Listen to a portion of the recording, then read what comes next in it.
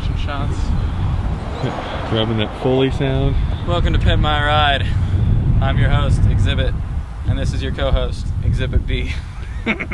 Oh, hi. That was my friend Tyler. He's the worst. Except he's not. I met him a few years ago at VidCon and fairly unexpectedly have become pretty good friends with him over the years. Unexpected because I thought at worst he was indifferent to me when we first met, and at best, knew my name. But after a few in-depth Skype conversations and unlocking the secrets of the Tomb of Cthulhu together, we've become much closer. While I was at this year's VidCon, Tyler was looking after Media Lab for me, which was a godsend if you believe in that sort of thing. I really didn't want to have it closed for 5 days while I was away. But Tyler is a roving nomad, spending a few weeks here and there before traveling on to his next adventure. His next adventure? Trying to close that tomb. It's really bad news, guys. This past weekend, because it was his last 2 days here, we started by taking a trip to my parents' place. He got to see my dad's hunting bus, the horse, and also me spending 3 hours on the phone trying to fix my mom's cell phone plan. It was an A-OK visit. Then, the next day, we sped off to spend some time in Banff with another one of his friends. Banff is a national park that is right next to Calgary. You can get there in about an hour's drive. It really does feel, as you drive in, like you're looking at a backdrop with mountains painted onto it. There is a sense of the majestic as you travel further from civilization. No soundtrack but the birds and flowing water. Also majestic, my sense of balance.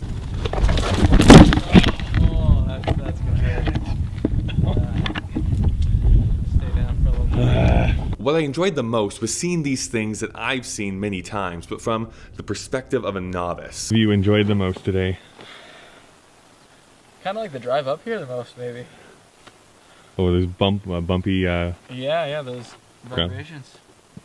Good vibrations, you know? Tyler was overwhelmed, inspired, and made speechless on more than one occasion. And what it showed to me was that there are so many things that I take for granted only because of their immediacy. I am blessed by having the beauty of the Rocky Mountains so close. But I'm also blessed by the unique artists that are in this city, by the many parks that are steps away, and by so many great friends that either live here or travel great distances to visit. And I don't want this message to simply be, you should be grateful for everything you have. While I believe that's true, I think it's a bit too pat. What I really want to communicate is that you should take the time to truly look at where you are from the perspective of someone coming for the first time. We don't often play the tourist to our own hometown. What's the cool spot that you've never gone to? What's the landmark that you walk by without ever looking at? And who's the friend you always depend on but haven't let know in a while? I can't thank Tyler enough for the work he did while he was here. Knowing what he's working towards and the goals he has excites me as an outside observer. Hopefully, I can repay him someday.